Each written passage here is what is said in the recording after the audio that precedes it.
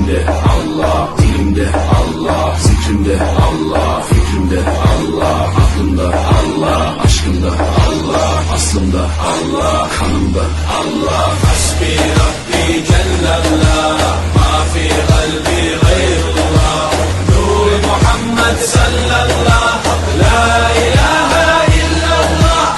Hasbi Rabbi Cellallah, ma fi kalbi gayrullah, Nur Muhammed sallallahu, la ilahe illallah.